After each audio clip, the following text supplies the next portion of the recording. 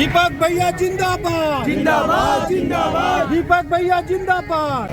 बहुत ही ऊर्जावान, बहुत ही सक्रिय हमारे दीपक बहन जी प्रदेश अध्यक्ष, जिनका आगमन आज रखोली के इस मंच पर हो रहा है। आदरणीय जी भागचंद साहू जी, गोपी रजक जी, सीमा चौरसिया जी हमारे साथ है। हमारी पूर्व पार्षद रही और चेयरमैन रही दुलारी साहू जी, आदरणीय धलेश्वरी साहू जी हमारे साथ है। मोहनी जी हमारे 6 वार्ड से यहाँ पे। पूरे प्रदेश में नगरीय निकाय चुनाव की शुरुआत हो चुकी है और ये नगरीय निकाय चुनाव आपके वार्ड में पार्षद चुनना है और आपके क्षेत्र में, इस शहर में, शहर के विकास के लिए नगर निगम में महापौर आपको चुनना है। कांग्रेस का महापौर बनाए, सभी पार्षद प्रत्याशियों को जिताए। ये मैं आप लोगों के बीच में सहयोग और आशीर्वाद मांगने आया हूं, क्योंकि बहुत समय तक आप लोगों ने इंतजार किए।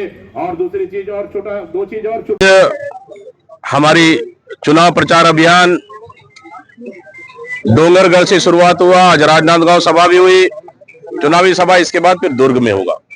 इस तरह से पूरे प्रदेश की नगरीय निकाय चुनाव में कांग्रेस पार्टी मजबूती के साथ लड़ रही है, दमदारी के साथ लड़ रही है और लगातार तमाम सीनियर नेता अपने अपने क्षेत्रों में कांग्रेस के पक्ष में प्रचार कर रहे हैं और कांग्रेस पक्ष में माहौल है।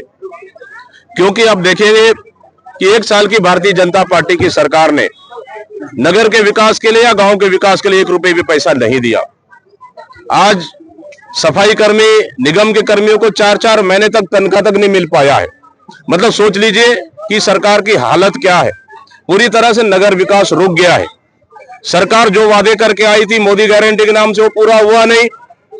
फिर जनता को ठगने के लिए एक नया हथियार चुन लिया और अटल विश्वास पत्र के नाम से पूरी तरह से ढकोसला है। जनता में जबरदस्त उत्साह है, कार्यकर्ता मजबूती के साथ काम कर रहे हैं। पूरे प्रदेश में हम आदेश ज्यादा नगरीय निकाय चुनाव कांग्रेस पार्टी जीतकर आएगी। गौर अग्रवाल का आज बयान आया है कि अमरजीत भगत या दीपक बहन में से असली आदिवासी नेता कौन है, ये पहले कांग्रेस तय कर रही है। असली आदिवासी कौन है, नहीं है, ये भारतीय जनता पार्टी को प्रमाण देने की आवश्यकता मुझे लगता है कि नहीं है। हाँ, असली ओबीसी कौन है,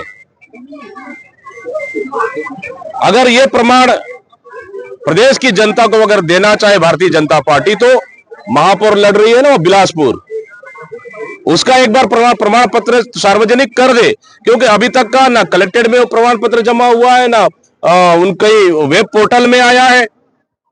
इसलिए वहां तो असली छत्तीसगढ़िया वर्सेस बाहरी छत्तीसगढ़िया का वहां नारे पे चल रहा है। इसलिए प्रमाण पत्र की दीपक बैच के अमरजीत भगत की जरूरत नहीं है।